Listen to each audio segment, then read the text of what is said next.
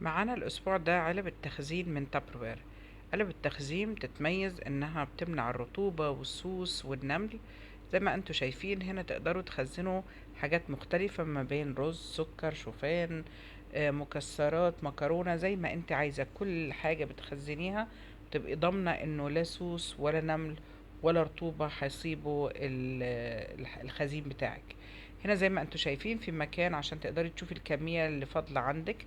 طريقة قفل العلبة ان انا بقفل الاركان المتقابلة مع بعض زي حرف اكس، وبعد كده بمرر ايدي داير ما يدور العلبة، بتأكد انها قفلت. زي ما انتوا شايفين في زي جوان كده بيخلي العلبة محكمة الغلق. آه، هتنظم لك دولابك طبعا. زي ما انتوا شايفين الظرفة منظمة.